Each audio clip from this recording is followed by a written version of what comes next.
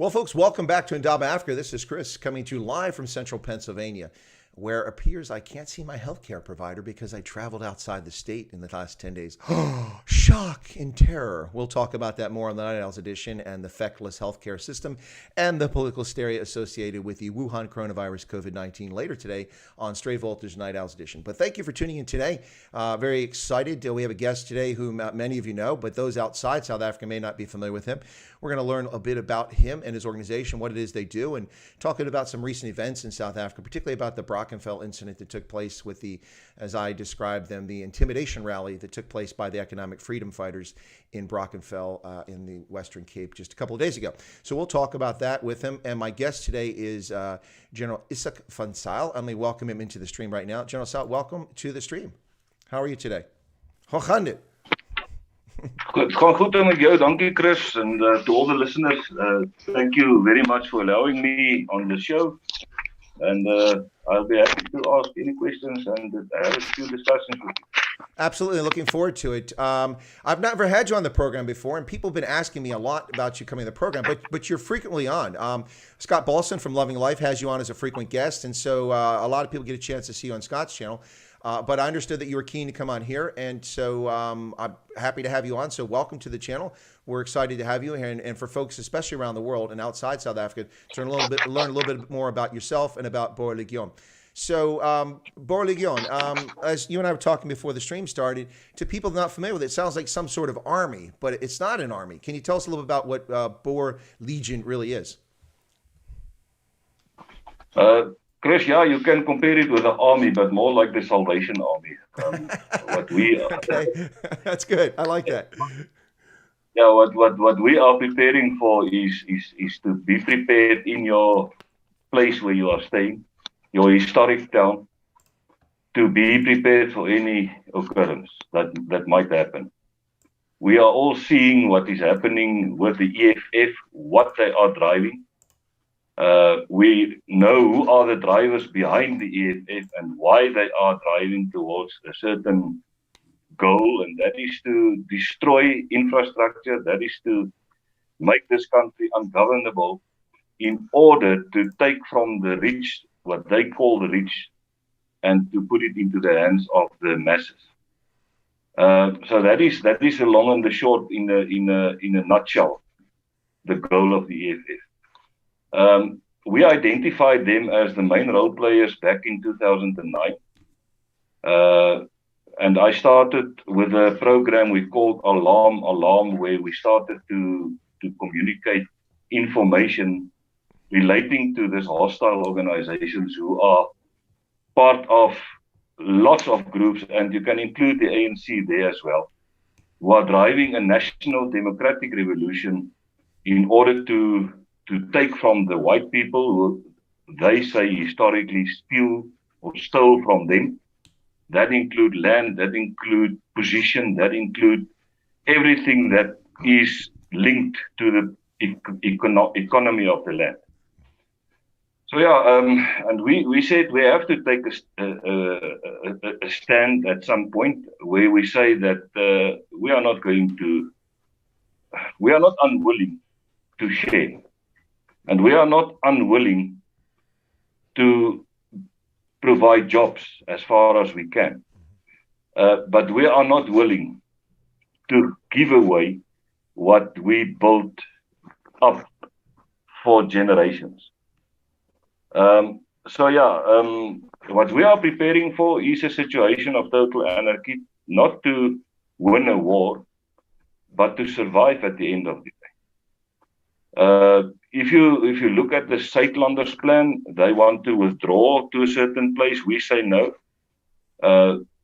You have infrastructure in your historic town. That historic town belongs to you as a part of the white minority. Your history lies there. There's concentration camps there. There's monuments there. The first buildings indicates that your ancestors were the first people. They planted the towns. And that's where we will stay, and that's what we will protect with our bodies. Well, I think the argument, if one wants to make, if the EFF is certainly trying to make South Africa ungovernable, is hard to dispute if you're an objective observer. It's clear when you see the leader of the economic freedom fighters, of course, endlessly for well over a decade singing "Kill the Boer," and that's of course that's a banned song. It's hate speech under South African law. Yet he gets away with it all the time. But beyond that, calling for his fighters to go out and attack clicks locations, the pharmacy, the chemist all over the country, attack them because of an ad posted by a black employee from a majority black-owned business, which gets advantage in government tenders because it's BEE, Black Economic Empowerment certified, because it's majority owned by black South Africans. And he sends his fighters out to attack these clicks locations, denying people access to pharmacies to get life-saving medication they need, intimidating them, using petrol bombs against one of the locations, destroying 44 clicks locations around the country, and no arrests, no charges for inciting violence or domestic terrorism. And then he goes to Senegal, and in Senegal he spends 20 minutes spewing racial hatred, all of which could easily be charged for a crime under South Africa's existing laws. I mean, when we see Vicky Momberg sent to prison as a felon for calling a black police officer an Arabic slur, which was wrong and inappropriate and was disrespectful, but the woman was in shock after having been nearly carjacked and murdered. So it's some degree of understandable, but there's no understanding of that. Yet Julius Malema can go to Senegal and spew racial hatred for 20 minutes on stage, videotape for the world to see, and no actions taken against him. And then his number 3 in charge sings in Zulu and then switches to English to make sure that none of us miss it. You know, burn the Boer, burn them down, burn them out. And less than 48 hours later, we have nearly 247,000 acres or 100,000 hectares of land in the Northern Free State burnt by arson. And we see the government with its fake claim that, well, this was a service delivery protest. I'm sorry, there's a curfew and no one's allowed on the street at 4 a.m. when the fire started. And who starts a service delivery protest on the side of a rural road, not near town, near no television cameras, near no people who can see your protest, and you throw burning tires into tinder-like fields? This is, I don't think anybody who's reasonable and objective, no matter how you feel about race relations or about South Africa's history, could look at this and say anything other than the EFF is instigating civil conflict. And it looks like they're looking for a race war. At least that's what it appears to me, General van Zyl. Yeah, no, it is very evident that they are looking for a race war, and if they are continuing on this road, they are going to get exactly what they want. And that's my message to them. If they want a race war, that's what they will get. At this moment in time, the police are still playing a sort of a role. We are very critical to the police. My messages to the police commissioner and minister of police, Becky Taylor, is very clear that they are not doing their job. They are not playing the role they're supposed to play as maintainers of law and order. And we are watching them. We are even watching their body language. And we saw the body language in Brackenfell, where they turned their backs on the EFF and showed the barrels of the guns to the Boer people. And that should stop. And we issued a message and a program a night before, Thursday night, before the night before Friday. We issued a very strong statement. And earlier the week, me and my dad, he's a former general in the police, we issued a very strong statement where we said that we are watching them. And we are going to analyze each and every situation. We have people there with cameras. We have people there who are monitoring and who are making notes.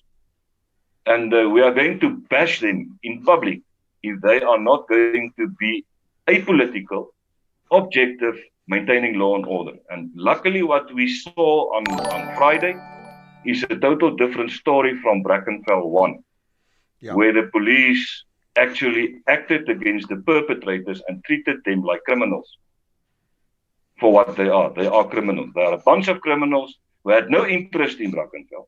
They came to a historic town, to a historic school, who are vacated or not vacated, or occupied by pupils from the white and brown community for generations now. The few blacks that are in that school are just because of the fact that the law prescribed it since 1994 to make the schools open for everyone. But we are not going to make way to balance the numbers in schools so that it must be a 50-50?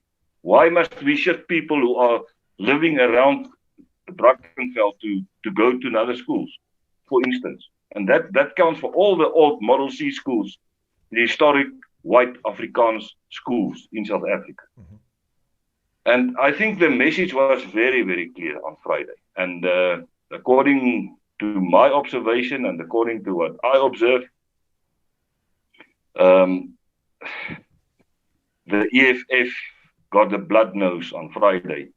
They spent all the money. They got the moral high ground with the numbers, and the intimidation factor was on their side, and they came there just to get the hiding that they deserve.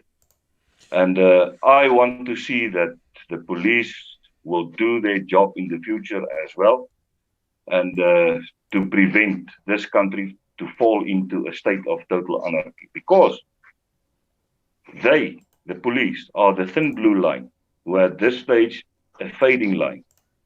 It's a fading line between peace and total anarchy.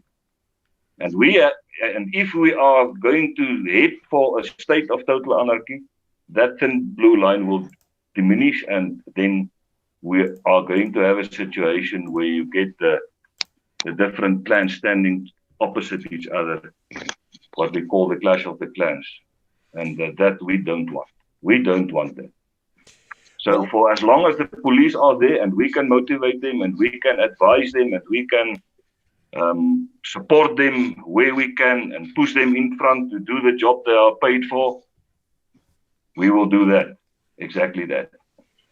Well, it seems to be a very frustrating situation, which we've all been dealing with for decades here, the inability of people to grasp what racism is and what it isn't.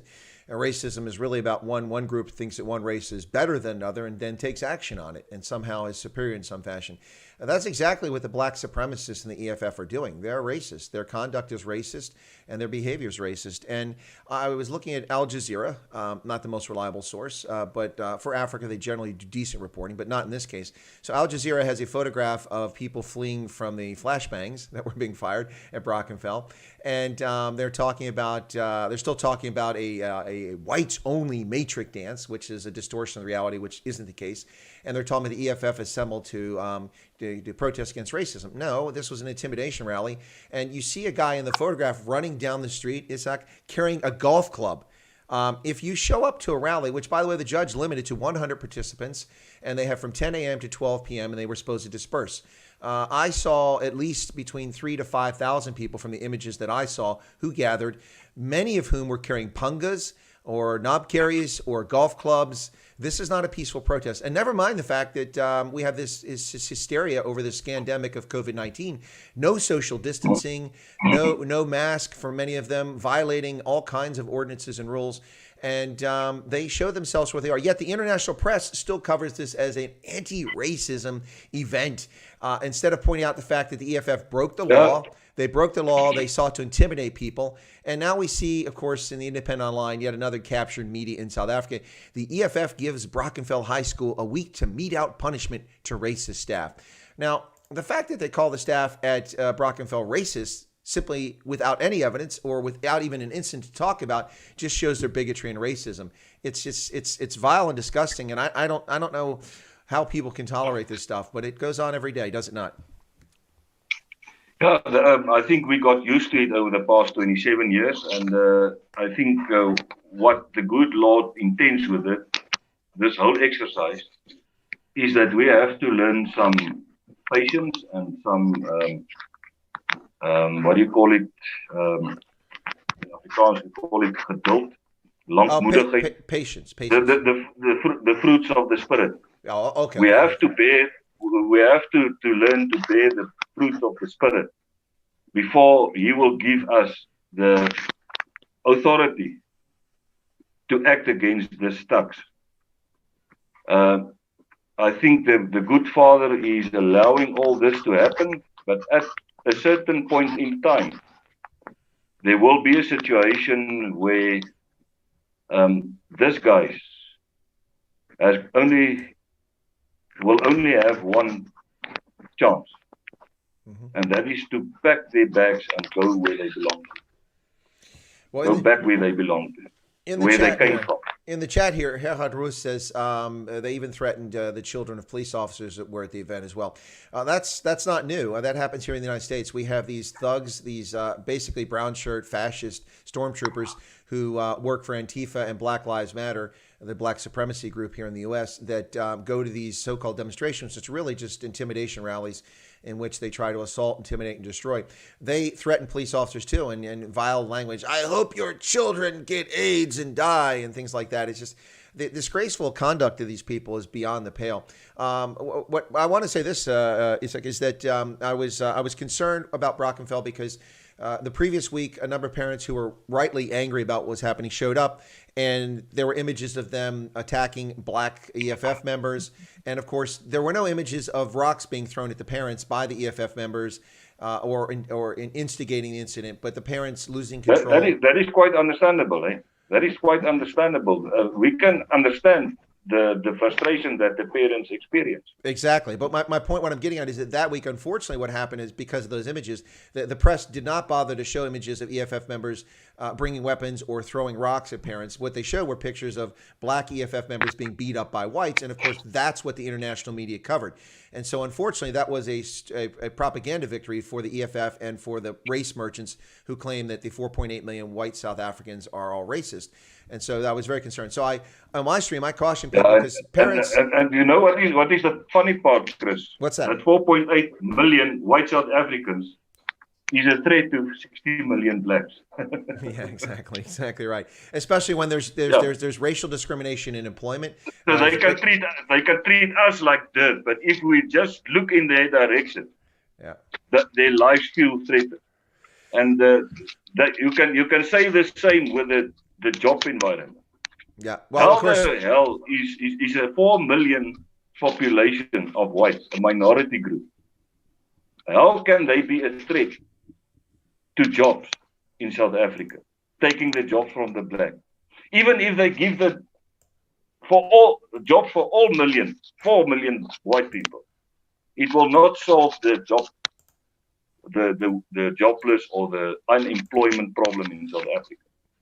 No, the unemployment problem in South Africa will never be solved until race-based legislation, which discriminates against investment, is ended, until expropriation without compensation was withdrawn, until the ANC is either removed from office or learns that in order to have education, you actually have to have literate people. Lowering the graduation standards to enter university to 30% as a passing mark is not a sign of success. It's a sign of education worse than the National Party delivered, arguably in the worst of circumstances. The ANC has failed South Africans of all races, of all ethnicities, on every level for 26 years now. Certainly for the last 15 years, as they've reverted to state capture and race-based hatred. It's really disgusting. It's really frustrating that the world doesn't pay attention to this. And it's like people are always asking me, why is that? And I said, well, part of the problem is that number one, we see a lot of leftists taking over mechanisms of government around the world. That's a problem. And number two, we also see a lot of people who are not well informed on events in Africa and South Africa, looking at South Africa and remembering it through a lens of April 27th of 1994. Apartheid's over. People standing in queues for hours to vote. Kumbaya. It's all wonderful. Brotherhood, peace, and love. That's the view, the inaccurate view the world has of South Africa.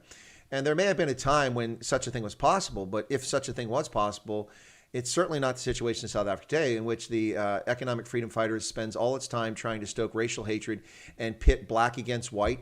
And big elements of the ruling African National Congress are perfectly okay with that. In fact, they encourage it, or they sit by idly and do nothing. It's unbelievable, but it's the situation you face. Yeah, no, that is true. Even Angela Merkel the other day said that the multicultural society is not working. And I think South Africa is the first country that can testify that because of the murderous element in the African society. I'm not speaking about the peaceful Christian-like black people. Mm-hmm. I'm speaking about the 2 to 3 million people who are voting for the EFF. They have a murderous intent. They have a criminal intent in everything they do. When they open their mouth, there's criminality come out of their mouths. when they walk in a direction, they are walking toward a place where they want to commit a crime. And that is the lawlessness that makes multiculturalism in South Africa worth nothing. And people should open their eyes now and start realizing that as long as the civilized blacks in South Africa don't isolate the criminal blacks, there will be no peace. What we as white people do, we isolate the criminal whites, the people who are rapists, who are murderers, who are robbers. We don't want them in our communities. We drive them out. We arrest them and take them to a court of law and we put them behind bars. That's how I feel about any criminal. Mm-hmm. But then, if you want to create a civilized society, then the head of state, especially him, should take a stance against crime, even though the criminals are part of this and they are sitting in parliament. They are attacking people there. They are committing crime by calling people names. You know that crimen injuria is a crime. It's a common law crime. It is. Yep. So they don't have any respect for anyone, not even their own people. And what we are seeing in South Africa is because of the unwillingness of a government to police these criminals. They don't want to police them because, you know why? If they start to police them, they also have to start to police themselves. Because the parliament is sitting full of a bunch of criminals. That's who they are. Jacob Zuma, Ace Mashushule, name this the state capturers, the people who are investigated right now. Why is there an unwillingness to arrest those people? Because the head of state himself is scared of getting some flack and people exposing some, we talked about it, dirt in the cupboard, skeletons in the cupboard. Mm-hmm. And that's why. That's the only reason why. They have a criminal mind, they have a criminal intent, and that's not a racial expression that I'm using. It's not a racist expression. No. It's a fact. Well, it's interesting because we look at the lawlessness here. One of the problems I talk about is people attack the SAPs frequently, and I think the South African Police Service is rightly criticized for what it does and doesn't do. At times, although as we saw in Brackenfell, they actually did have a sound tactical plan to deal with the EFF intimidation rally.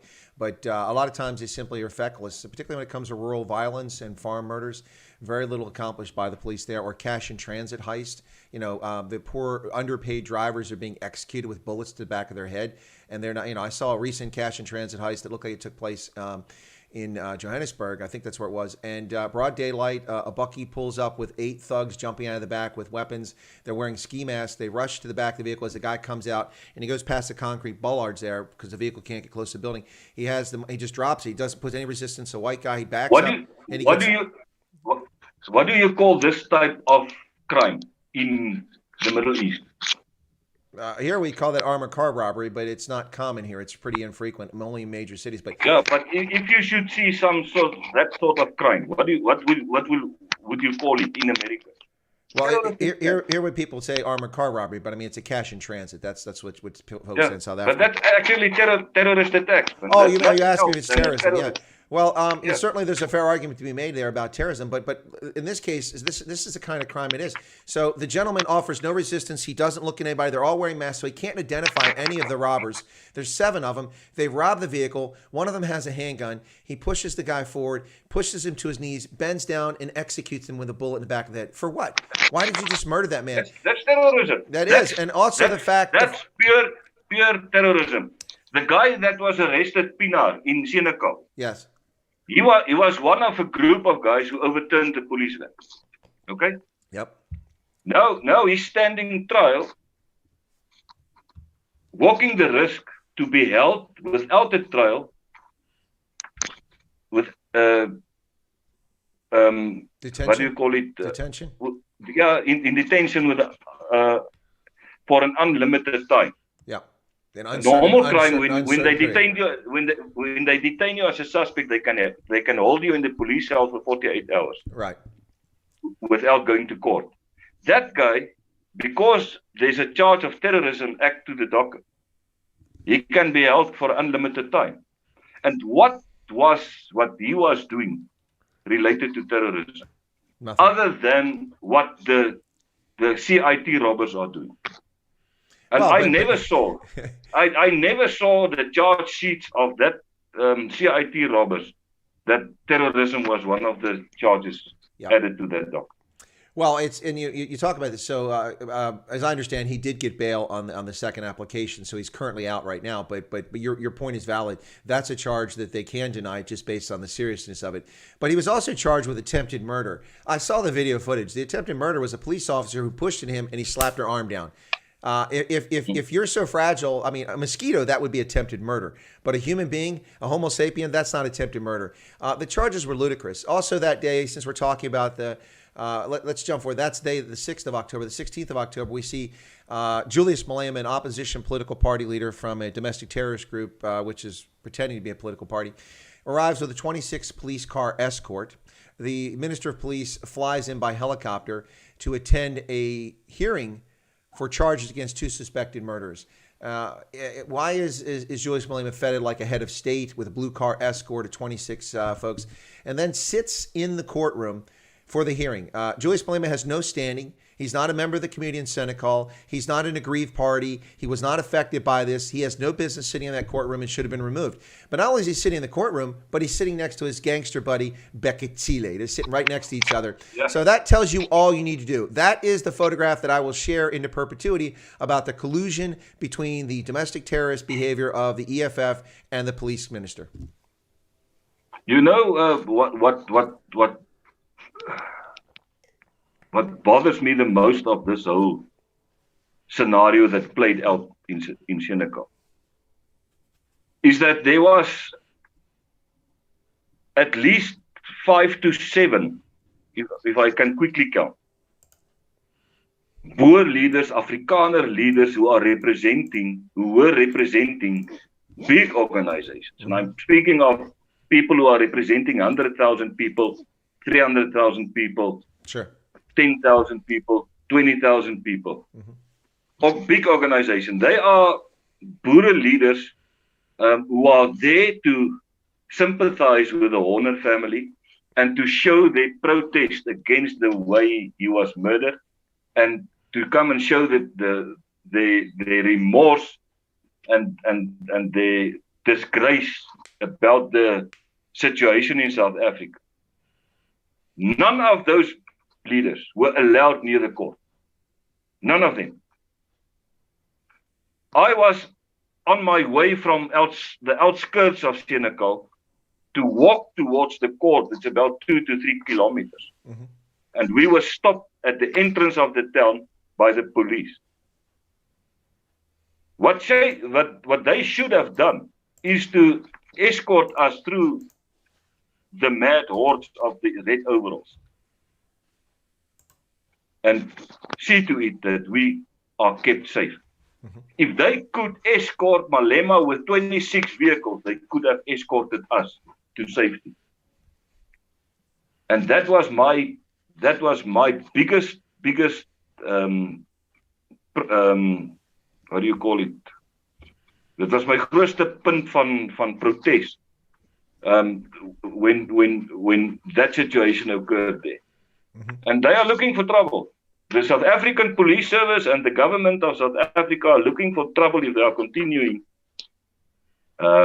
ignoring us and keeping on denying us and keeping on trapping on our rights to be full-fledged citizens of this country. Well, they are not even recognizing the white people as rightful citizens of this country. Ramaphosa said that we are the intruders. Who the hell is he, man? Who the hell is he to tell me I'm an intruder in my own country? He's looking for trouble, that man. I'm telling you.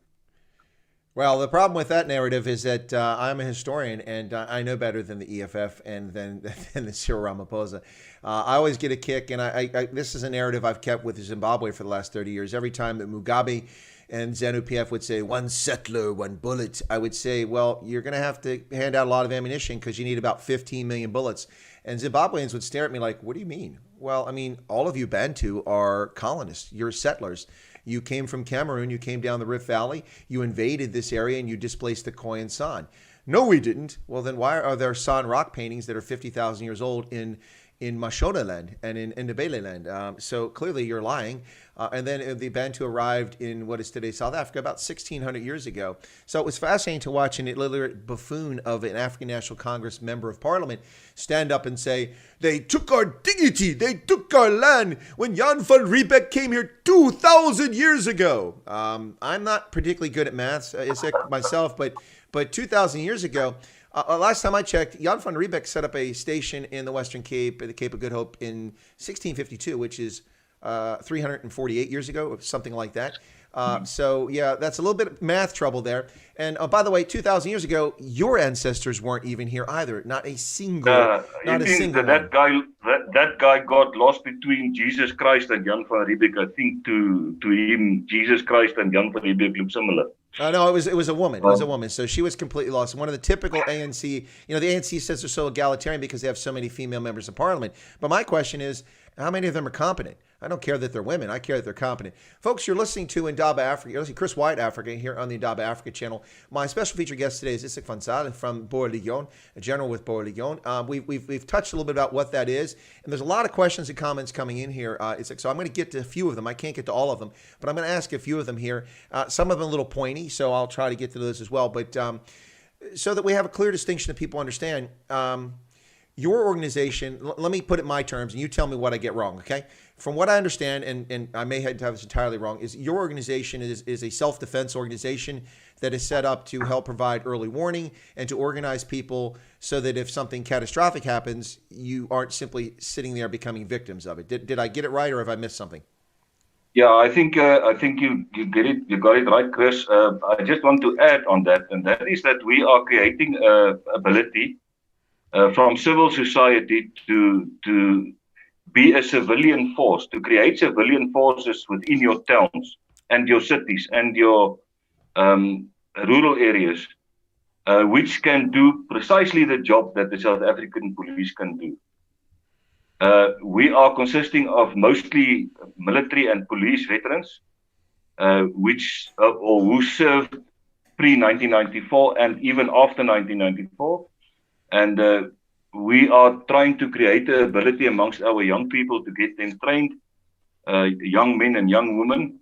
We are giving them precisely the same training that we received as young police officers and young soldiers. And by that, we establish reaction units within our towns and the boundaries of our towns to play a role in assisting the police to police the area. We are very aware of the community policing forums and the function they are playing and the role they are playing, and we are also fully aware that the policing forums and the neighborhood watches are not trained people. They did not receive training in any way. What we are doing, we are training the people up to a standard of a police officer and the soldier.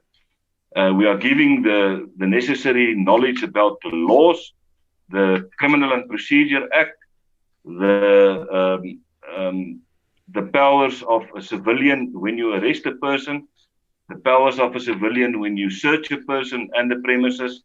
So we are giving them all that information, and we are doing also tactical training to allow them to assist the police in investigating crime, attend scenes of crimes, to follow up operations, hakejag operaties, what we call in Afrikaans, so that we can, within a short space of time, get the successes of arresting the perpetrators. Mm-hmm. And we also are busy with a process where we want to clean up our towns, our CBDs, We want to get rid of the drug dealers. We want to get rid of the prostitutes. We want to get rid of the robbery gangs, the gangsters, and restore our historic towns to the standards and the values that we grew up with in South Africa. Well, we are not used as white people, as Europeans, to the standard, the substandards they created in our towns the past 26, 27 years. And we are going to restore that. That's within our basic human rights. And that's exactly what we are going to do. Whether they like it or not, whether they call us racist or not, we have the right to live and work in an environment which is safe for our children and for our children's children.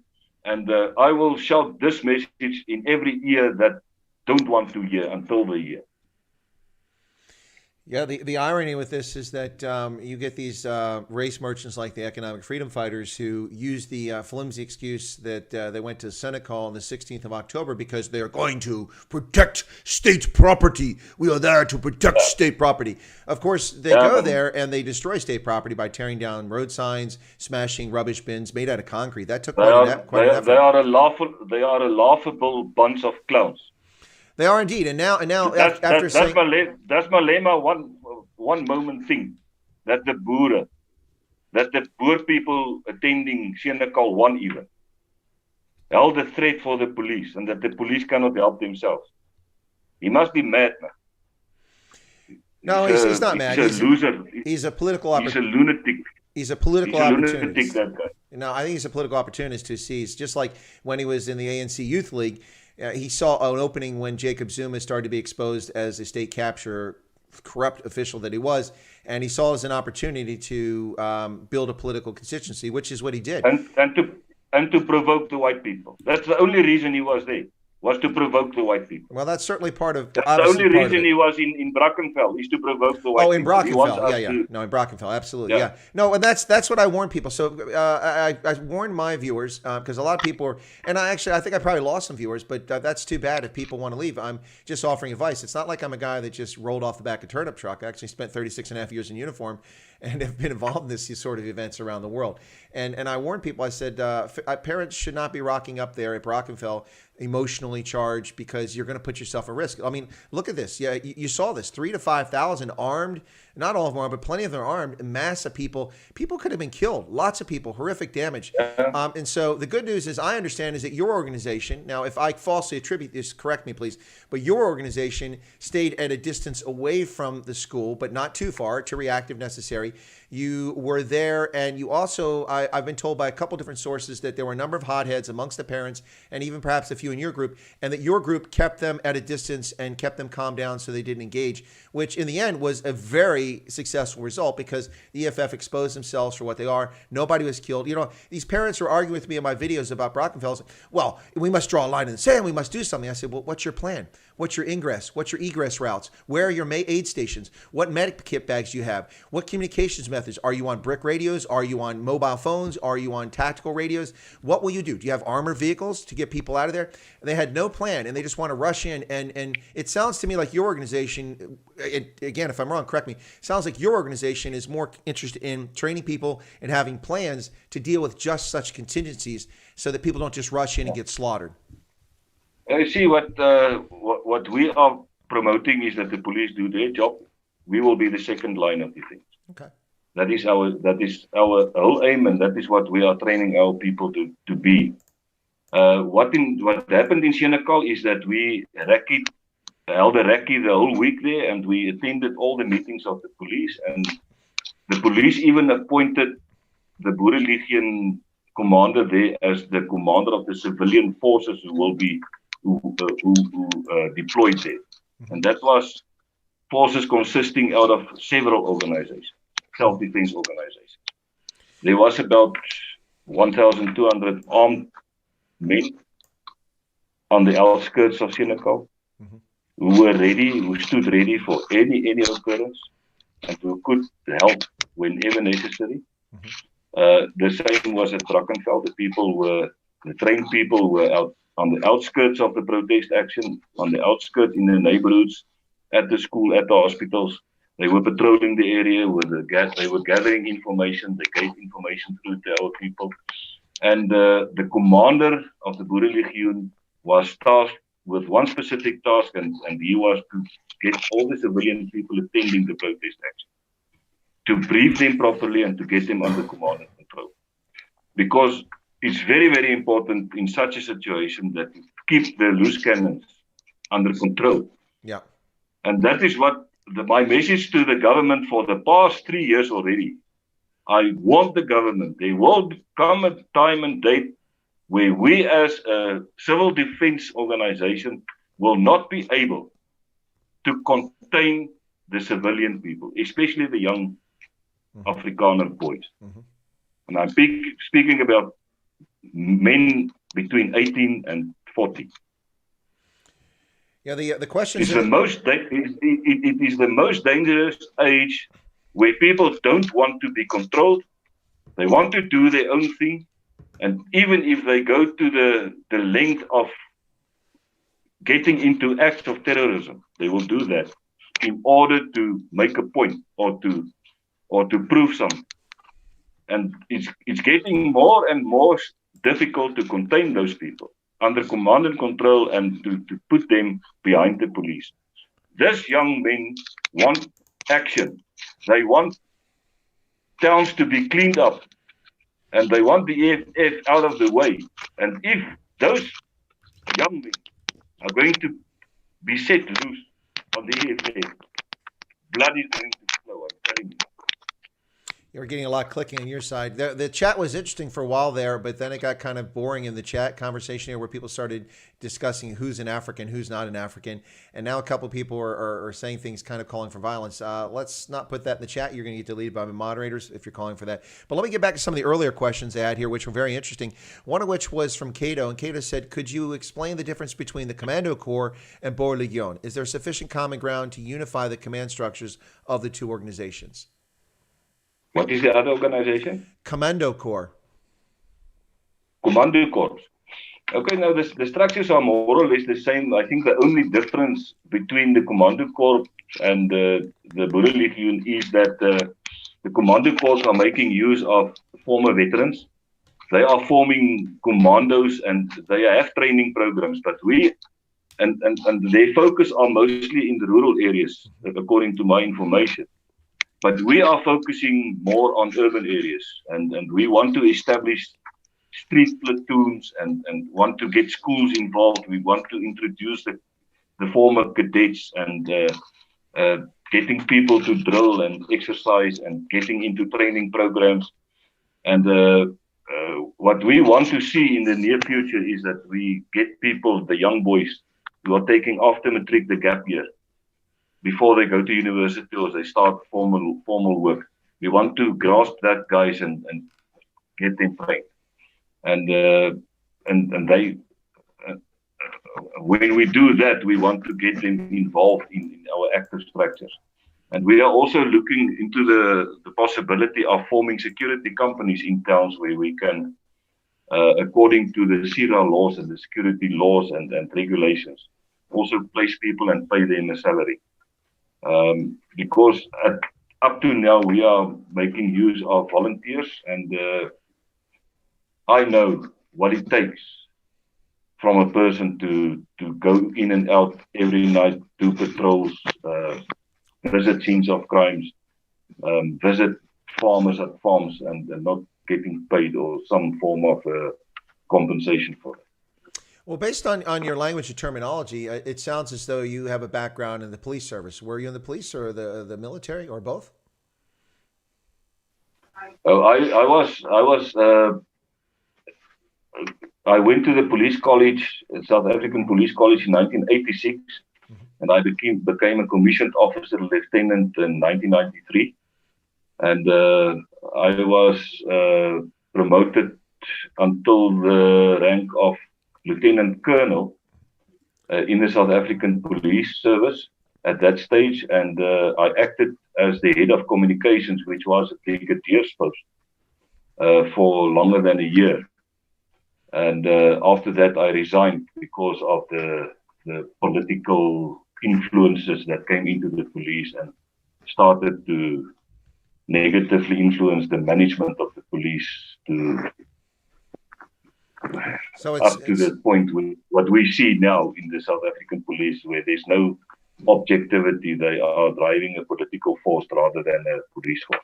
So it's fair to say, I would argue that you're well informed on the role of SAPs, well informed on the law in South Africa, well informed on the structure and the responsibility for when they fail, you would know. You'd be well informed because you were inside the organization and are quite intimately familiar with it. Is that a fair statement on my part? Yeah. What I can also add to your previous statement, Chris, is that I worked with the army for quite a long time as a police liaison officer, provincial police liaison officer. I attended lots of the safety committee meetings and the army meetings, especially around the election in 1994. And I was the liaison between the police and the army at that stage for quite a number of years. So I know the ins and outs of the army, the South African Defence Force. I know how they operate. I know the administration of the Defence Force. I knew lots of their generals by name. Constant Viljoen, I met quite a few times. Former General Kat Liebenberg, I met quite a few times. So yeah, and I also, my dad, my father, I grew up in a police house. My father was one of the last apartheid generals. He retired just before 1994 as a major general. And he was one of the very few colonels in the South African police at that stage. I'm speaking of around 1984, who attended the top management course of the South African Defence Force as a police colonel. So that course was the basis of from where the army generals were appointed. They called it the general staff course, the generale stafkursus of the gesamentlike stafkursus. And he was attending the course with General Pierre Steyn. Constant Viljoen was the head of the army at that stage. And I just can mention that he was as a police officer, he was laughed at when he predicted in a task they had to do. He predicted that the wall of Berlin will fall in 98.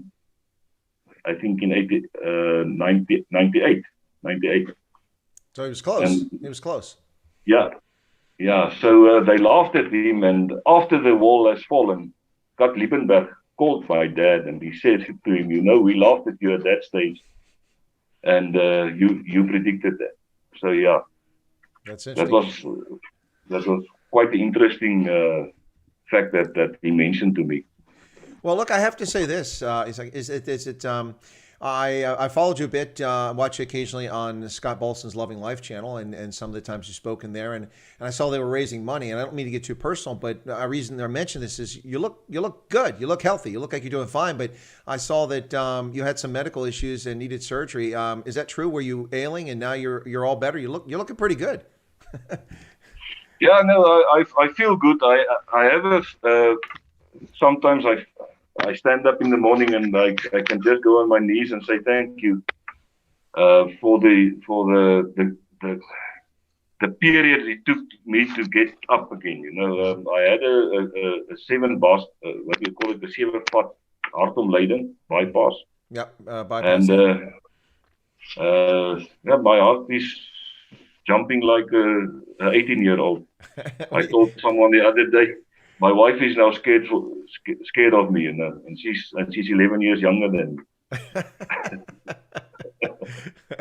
Well, I don't know what to say there. I don't know how to respond to that, but I'll let that one go. But no, I just want to say, because we're chatting, you're looking quite healthy, and from what I've seen on Loving Life, it looked as though your health was in very serious jeopardy. So it's good to see you up and about and looking quite healthy there. So let me shift from the positive there to one of the comments earlier. This, I said some people were putting a few things here. One of the gentlemen said, I regard this guy as someone as a threat to my own safety. And let me finish. There's another comment that said, trouble controlling emotions, lack of understanding of political context, wants to meet the EFF on every corner and get involved in every skirmish. But that's not what I heard you say a few minutes ago. What I've heard you say in this stream is that you expect the police to do their job. You're looking for the police to do their job. You're there as a second line of defense. I mean, did I get that wrong? Or I mean, that is what you said. That's what I understood. Yeah, that is our main role, and that is to push the police in front to do the job. Mm-hmm. And if the mad hordes of the EFF breaks through the barriers of the police, then we will be there to defend ourselves, our property and life. Communities. That is, yeah. Yeah. All right, cool. So now this is an interesting question from Landon Koleska. And he says, does the general think that most young people will eventually leave South Africa, similar to what happened in Zimbabwe? Just that there might not be enough young people who want to fight for South Africa. Well, that's an interesting question. I have my own thoughts on it, but please, can you address that? Do you think most young people are going to give up on South Africa? We've seen a lot of people leave the country. I think most young people already left South Africa. That's according to my observation. But that's why one of the reasons I created the Boerlegioen and I established it is to create a platform from where we can start to speak hope again. And I must tell you that the fact that we are talking military language and speaking about an army, because we have a history of military. Mm-hmm. The white people, the Boer people in South Africa, we have a history of wars. We fought a lot of wars in South Africa.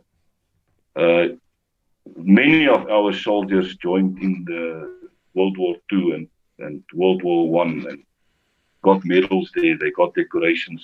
One of the Boerlegioen generals, his granddad, was honored by the Russians. Every year he's invited to a special event where the Russians are giving honor to the South Africans participated in the World War II. And I think the fact that we are preparing for the worst and we are preparing for whatever might occur, even if it is a military onslaught. And the revolution that Malema is driving is nothing other than a military onslaught. And the fact that we are preparing for that and that we are standing fearless against this thugs creates hope. And the people look up to us and they see you are not a big organization as yet. And we see that you are fearless. You are standing your ground. You are not running away. You are not standing back. And I think that is the characteristic that we want to establish again in our people's minds and hearts. Because we are not losers. We are not cowards. We are not a bunch of wildlings who came to South Africa. We are a thoroughbred, what do you call it, blue blood that came from Europe to form and to establish a civilization, a Christian civilization in South Africa. That's who we are. And that's what we are going to maintain, even if it takes some resistance from our side. Well, here's, I think, an important question, and I've asked this of other groups when I've talked to them. I've talked to a lot of different groups in South Africa over the past 8 months, done a lot of interviews, including folks for Cape Secession, like Phil Craig, Des Palm, Hein Marks, and others. So this is a question I ask. Boerlegioen, the history of the Trek Boers and of the Boers and the Afrikaners in general is one of alliances with others, particularly with Africans, which is overlooked by a lot of people. So when the Trek Boers, when Piet Oys and when Piet Retief and others went up into what became the Free State and up and around the Drakensberg, down into KZN or Natal at the time, and into the Transvaal, they encountered the Zulu, and you still had the results of the Mfecane taking place there. and also ran into the breakaway from the Zulu, the Ndebele, under King Mzilikazi. And we found that the mixed race Griquas who had long been established in the Kimberley area were already up in that area. And what happened is that they were being preyed upon by the Ndebele and others. They were attacking the Basutu peoples, they were attacking the Tswana speakers, they were attacking the Griquas, and they attacked the Trekboers. And the Trekboers in particular formed alliances with these groups, and they fought together, and they sent Mzilikazi packing, and that's a consequence of finding Ndebele in Zimbabwe today. They went north of the Limpopo and established their kingdom up there at what became Bulawayo. So you have a long history. That's just one example. Long history of Afrikaner people allying with Black Africans and mixed colored Africans, or colored folks in South Africa. So is your organization open, or does it have people from other groups that have similar thoughts and concerns that would be part of it? Or is that something that's happened thus far, or is it something you would welcome in the future? I am approached by several leader figures in especially the brown community and the former colored corps. I was approached by a Zulu person out of KwaZulu-Natal and quite a few other people.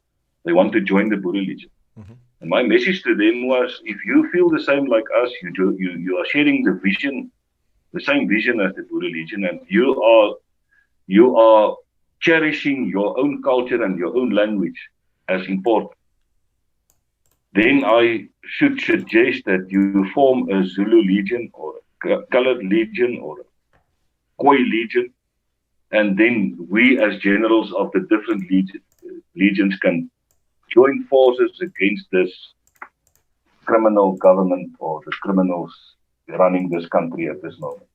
So you have no objection. If you want to, sorry. And if you want to join us to destroy the EFF, then we can, as a joint forces, destroy the EFF and the Black First Lands. So you have no objections to allying with other South Africans of different ethnicities who share similar values and are concerned about the trajectory of the nation. My point of view is that everyone has got his place. The Zulus has Zululand, the Griquas has Griqualand, the Namas has Namakwa land. The Boere as the former Boere republics, the Transvaal and the Free State, even towns were part of independent republics like Lydenburg, Stellenland, the Republic of Vryheid. It was towns with surrounding farms that declared the republic, the independent republic. And my point of view is that all the historic towns in South Africa can become part of one republic. And that's why I say we support the ULA two-state solution. Their borders might not include the Eastern Transvaal, but there's lots of historic towns which was established by the Boer people and which form part of the old Boer republics. Mm-hmm. And nothing prevents us from declaring that historic town as part of the new state that they are creating. Now, your organization you're talking about, as we talked about, sounds like a civic defense organization. There's a lot of other groups out there. You've alluded to a couple of them. You mentioned Sightlanders. Do you have any relations or ties with those groups? Do you coordinate anything, or do you share like the Sightlanders? Or what about the like, for instance, the Afrikaner Beweerstandsbeweging? Because I can say that in German, it's Beweerstandsbewegung, but it's not in Afrikaans, it's ging. So the AWB. Do you guys have any ties or relations with them, or no? You're on your own. The AWB, we are talking on local level. We established what we call joint operational centers, and the different organizations are meeting there. Up to this point, the leader of the AWB doesn't want to talk to me. I don't know why. The Sightlanders leadership doesn't want to talk to me, although Colonel De Toy and our people in the Southern Cape are talking. They are having regular meetings. So there is some sort of liaison between the different organizations, which we can overbridge all the differences. I don't think there is real differences in any approach. I think every organization has got its role. That is my opinion. Every organization's leadership has got a vision, and they follow the vision, and we have to respect that. And if the Sightlanders says that they want to withdraw the people, then there will surely be a certain amount of people in a state of total anarchy that will withdraw to a place of safety. our stance in that's what we want people to respect is that we will not leave our historic towns to be demolished and burned down by the thugs with red overalls. Gotcha. Well, Siv asked the question, says, is AWB still around? Yes, they are. The AWB is still around. Sten Runge is their current leader, if I'm not mistaken, for the AWB. So they are still around. They're just not particularly active or well known ever since the murder of course, the leader of the organization a few years back in Northwest.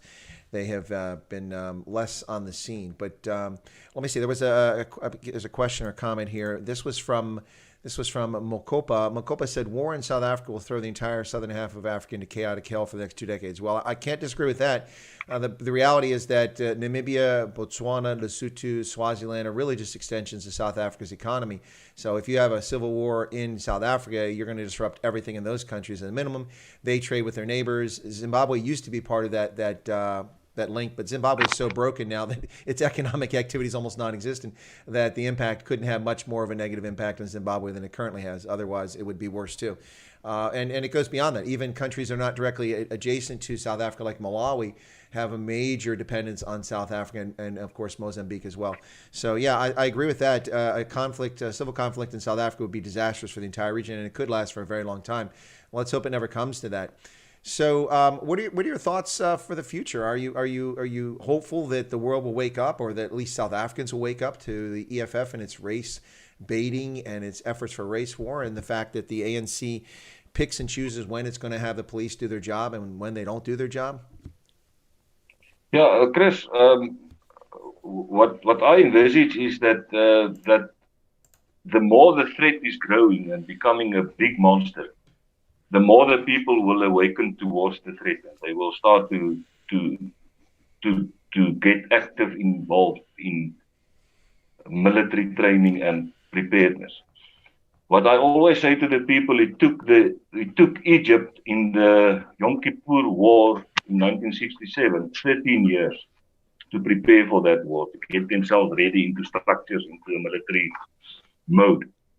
And although they were very well prepared, they lost the war against Israel, the 6-day war. Mm-hmm. And you cannot be prepared enough, and you cannot start early enough to prepare. So we already started preparing for the past 3 to 4 years. And 3 years along the line, I see the progress that we made, and the people who are starting to awaken towards the fact that the Boerlegioen is not a far-right extremist movement. We are just a movement to help our people in a state of total anarchy. And we can help them by helping themselves, to help themselves. And that is mainly what we are doing, to create a platform, to create a military structure, to create a command and control system from where it will be easy to get instructions from the top to the ground and different places at once. That is why we have a command system. And in the meantime, we are building a family. We are building esprit de corps, and we are becoming a family consisting of good friends. And wherever I go in South Africa, wherever any Boerlegioen officer goes in South Africa, he's got a place where he can overnight, or where he can visit, and where he can be welcomed and be treated like a decent person. Well, that's kind of handy. It sounds like kind of a family organization, a big family. So, we're talking about civil defense. We're talking about the law enforcement and the police. What people don't realize when they look at this is the current figures for the SAPs is something like 175,000 on the payroll. But you have to take out the mechanics in the motor pool. You have to take out the people who mop the floors, the administrators. You have to take all of that overhead that's necessary to run an organization. Those aren't beat cops. They aren't cops out on the street enforcing law and order or doing community policing. So you probably have a total of maybe 135,000 of that who are actual police officers, constables. They're actually out in the street. Once you take out the overhead for leadership, all that. So say 135,000. From that means that you've got at most 45,000 police officers right now at this very moment doing law enforcement somewhere in South Africa, either sitting in a car eating a donut patrolling a beat, responding to a crime, getting somebody a speeding ticket. So 45,000 out of a country of about 60 million people in a country that physically large. That is an under assessment. It's far too few police officers. The city of New York has over 40,000 police officers alone. A city of 9 million people has 40,000 police officers. Before this current nonsense. So there's definitely not enough police, even if they're resourced properly, trained properly, they have the proper forensic equipment to get the right information to prosecutors to prosecute crimes if they're willing to prosecute them, which they don't seem to be. Even if you have all that stuff, that's still an inadequate number of police officers. I would argue that the SAPs ought to be about 300,000. That way they have at least 80,000 police officers on the beat at any given time around the country. But let me ask you this question about what do you think? What do you think of that assessment? Is that fair, or am I just smoking crack cocaine? What's No, I saw. Most ironically, I saw the statistic this morning, and if I can remember well, they talked about 29,000 commissioned officers and about 42,000 administrative personnel. Mm-hmm. So that leaves you with about 140,000 active police officers. Now the ratio is supposed to be one police officer for 200 people. That is the ratio supposed to be. I think we have a ratio. That's one promoted by the United Nations, actually. Yep. Yeah. I think it's 1 to 300 or 1 to 400 now, and that's why we want to build a civilian force, especially for the protection of the minority people. Mm-hmm. So that we can be able, whenever there's mass attacks on towns, so that we can at least close down the town and cordon off the vicinities and keep the innocent people inside that town safe. That's a good point. So let me ask this question. First off, if we've gone over an hour here, which I'm very grateful for you being here thus far. I'm not trying to chase you off, but I'm sure you can't stay the whole day. But let me just say very quickly, folks, you're listening to Chris Wyatt Africa on the Indaba Africa channel. I'm Chris, right here in Central Pennsylvania. Yes, I am wearing a rugby jersey as per normal. This one's a Springbok jersey. There you go. It's my thing. I always wear rugby jerseys in my live streams. But my special featured guest today is General Izak van Zyl, who is the head of Boerlegioen, a civic defense group in South Africa. We've been talking to him about the situation in South Africa. We touched on what Boerlegioen is, what it's not, a little bit about his experience, his personal life, as well as the events that unfolded in Brackenfell recently. We touched on Senegal briefly too. But what I'd like to ask now is that, so we've talked about, like-minded groups that might have an interest, but if people want to learn more about Boerlegioen, how can they find out more about it? I mean, when I do a search online, I don't find a website. There's, I think, a Facebook group, if I'm not mistaken. But if you're interested in learning more about it or supporting it or becoming part of it, or for that other group of people we talked about there, it's like the like-minded coloreds or like-minded Xhosa or Zulu who also want to form civic defense groups, how would they be able to get in touch with Boerlegioen to coordinate things at that high level amongst the general sort of thing? So can you share that with us? Yeah, that's quite accurate. Thank you, John. People can get hold of us on the webpage www.boerlegioen.co.za. We have a Facebook page as well with the name Boerlegioen, and a Facebook page with the name Boerlegioen RSA. And we also have the Boerlegioen Media YouTube channel, which they can follow. But if they want to get actively involved as part of the active forces, they can join at the webpage. There's a link that they can follow and they can join there.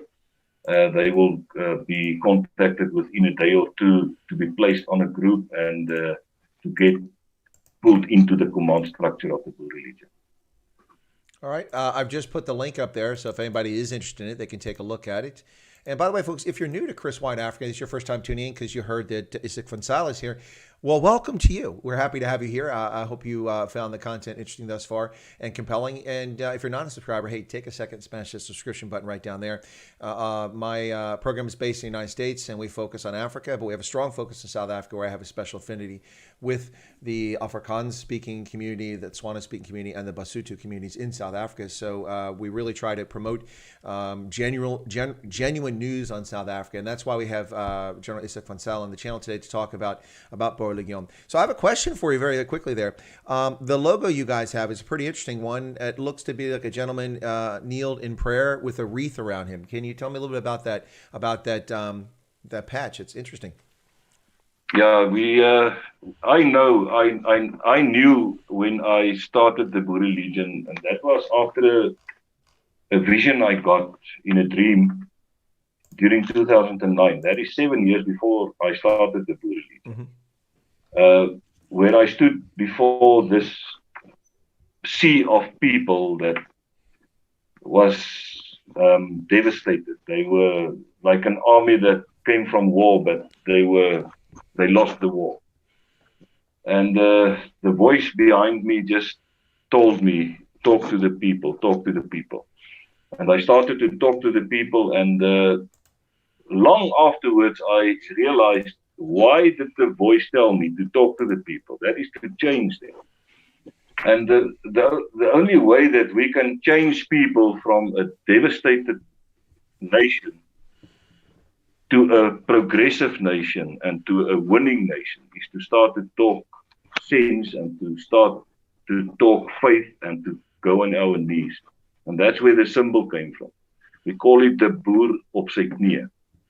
And our history showed us that whatever challenge you face, you cannot face that challenge without praying first. And that is our stance. All the situations we were in, and that I'm speaking from Kulini, with the two young men that was arrested for the murder on that young boy that fell from the bakkie. The war that broke out in that town at that stage, the Boerlegioen was a civilian forces deployed there, and the images emanated from there with the boer op hulle knieë, the boer on their knees, showed us the power in prayer. With the coffin too in Middelburg, the same happened. We were about 200 Boer people gathering around the court, and we started to pray, and we saw how the atmosphere changed when we started to pray. So before we take up any weapon, before we go to war, we will not go to war before we heard the voice telling us to go to war. We first pray, and we pray for our enemies. That is a instruction in the Bible, to pray for your enemies. And the instruction will be clear when a war starts. You will know the war has started now, and now you have to be ready.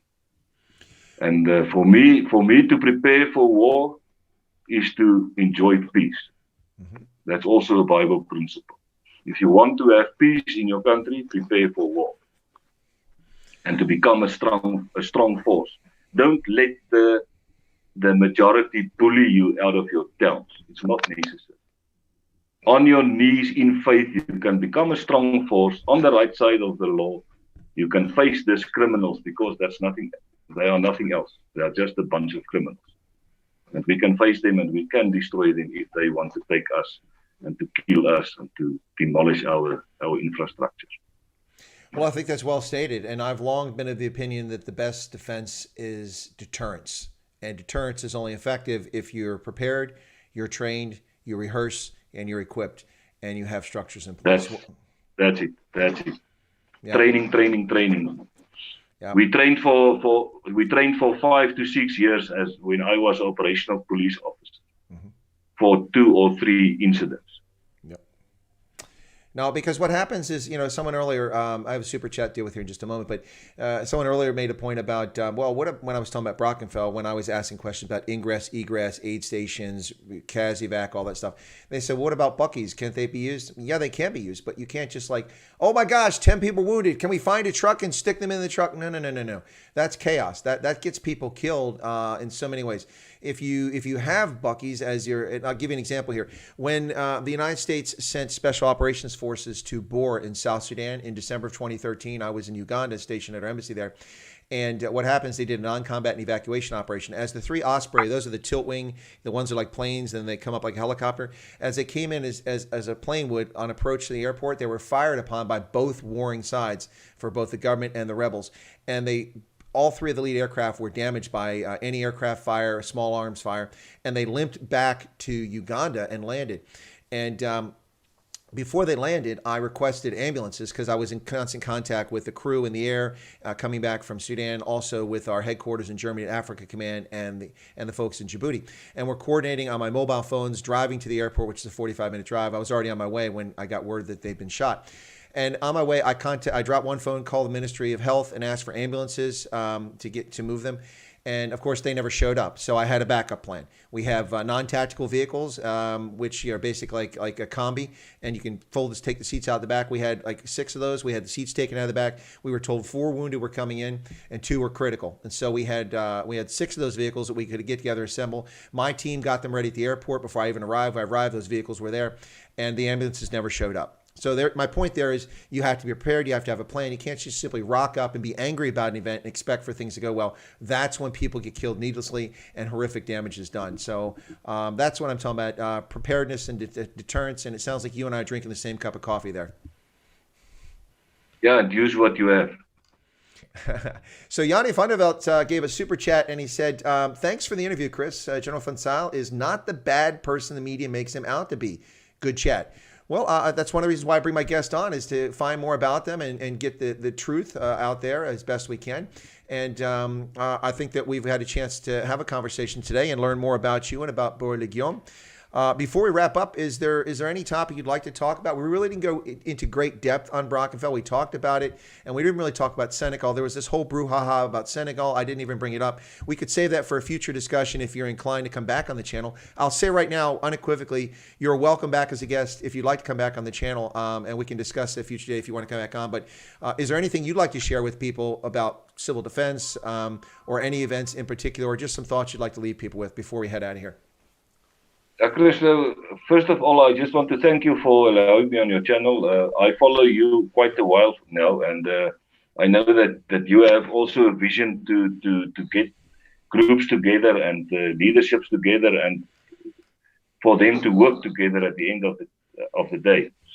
So thank you very much for allowing me here, and to also give me the opportunity to say what we are doing as a civil defense organization. And I just want to wish you also the best of luck for the future. And regarding Senegal too, I can talk a lot, but I think it's best that you didn't mention it today, because I think there's lots of feelings outside that is unsolved, and people didn't understand what quite happened there. Mm-hmm. And for me now to try to explain myself will just add fuel to the fire in some instances. Yeah. But according to me, most people understood quite clearly what happened there and why we did what we did, and why we acted out of a situation where we had a meeting, where we strategized, where we had something on paper, and I did what I did on that hockey. Me and Hein Marks were standing together there, and we were prepared to go to the court. That's where we belong. Mm-hmm. And luckily or not luckily, I don't know whether it was fate or whatever, but we were blocked by the police and they refused us entrance to the town. So yeah, most probably it was for the best. That's what I believe today. Most probably it was for the best that they stopped us and prevent us from accessing the town. What we are, from my side, I just want to invite the people to join our website. They will find all the photos and videos and stuff that I did on Boerlegioen Media, and all information we are giving through. We are using the Boerlegioen Media and the Facebook mainly for sharing daily events and information. It's not a news channel, but we want to put emphasis on certain aspects in South Africa. And but people don't understand always that we are also an active structure. We are working on the ground. We have boots on the ground. We have training programs going every day of the week, every month of the year. During holidays, even over Christmas, we have a training camp. So that is stuff that young people especially can get involved and where they can receive the best training there is under the current circumstances in current conditions in South Africa, where they can be deployed to any situation. And I think we have a very, very solid leadership in the Boerlegioen. My general staff are people with years and years of experience, and they are experts in their fields. Former parabats, former reckies, former soldiers, solid infantry soldiers, people from the intelligence world, people from military intelligence, national intelligence, police officers with years and years of investigation experience, forensic experience. You can name them. We're becoming a family of experts, what that will at the end make a difference. And we are already starting to approach people to be deployed on farms, to get our trained people for them, to avail them for them, to protect them on the farms. And we also have the ability, and that I want to give recognition to protect some Lawrence du Plessis, who's got a team of Askaris, former Uvambu trackers. Mm-hmm. He can camp on the farm where attack is, the pre-information comes in. He can wait for the people there. After a farm attack, he can also go and camp there for 2 to 3 weeks to follow the tracks and to get the information to get at the end the people behind bars. That is our main aim. And that is what we do on a daily basis. And in the silence, in the quietness, we are preparing and becoming a strong force to take on whatever giant is approaching. Well, that's well said. Thank you so much for that. Can you help me out with something? This is a personal favor. One of my viewers lives here in Pennsylvania. She's from South Africa, and I keep mispronouncing her name because my Afrikaans pronunciation is atrocious. And somebody said it's like saying Peak Bota, but her name is Peaky, but they're trying to tell me it's Pikey or Pokey, or how would you pronounce a name in Afrikaans that a girl goes by the name Pikkie? How would you pronounce that? Picky. Picky. Yeah. Okay, there we go. by a Dougie. Okay, that's more. I think that's more a nickname. Yeah, I know it's short for something. Can you say it again so I get it right? Picky. Pikkie.